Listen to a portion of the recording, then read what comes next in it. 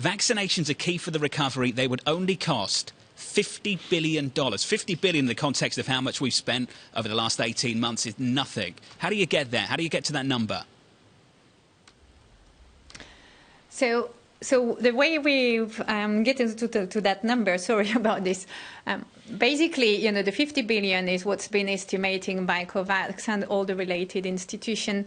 The 10 trillion is actually what the G20 has been providing into fiscal support to their economy, to people, to firms, to jobs. So when you balance things out, 10 trillion for supporting our economy going through the pandemic, compared with the tiny 50 billion to bring the vaccine to the entire world population, that looks completely disproportionate.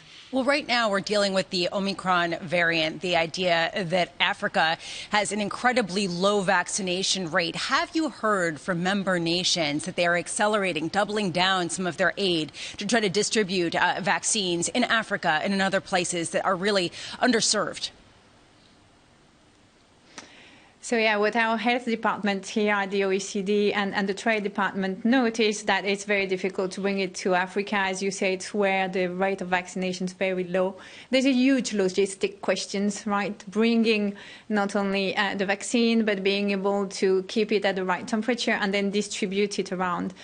So that's where I think a lot of the effort now has to focus on. But not only. If we go back to the OECD, and that's what we showed this morning, even within OECD countries and advanced economies, some countries have very low vaccination rate, and that's an issue because, as we've seen, for example, in some of the Eastern European countries, they just had led them to put in place restrictions to mobility and economic activity again. So really, expanding vaccination, making sure people get double or triple vaxxed is key to a sustained recovery. In the meantime, Laurence, there is a problem when we talk about the hiking cycle for the Federal Reserve, when we talk about the Bank of England going to a similar type of mode, at the same time that you are seeing the potential for additional variants to slow the economy. What's the risk that we get a slowdown in economic growth at the same time as surging inflation and central banks being forced to tighten into that?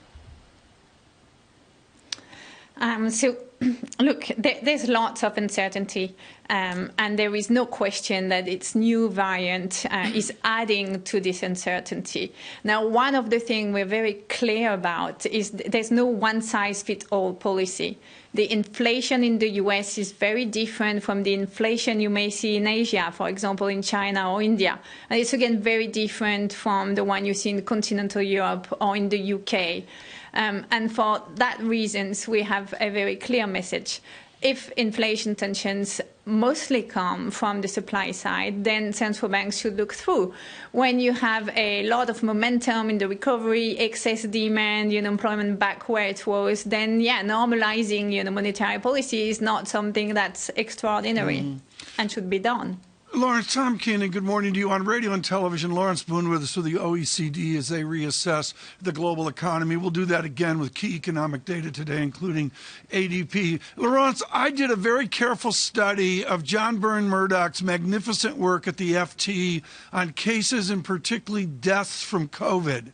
The vector, the trend, called the log vector of Germany, Austria, and Switzerland is nothing short of grim. Can OECD extrapolate out the trends that we see in deaths from COVID, or do you sit back and wait for more data?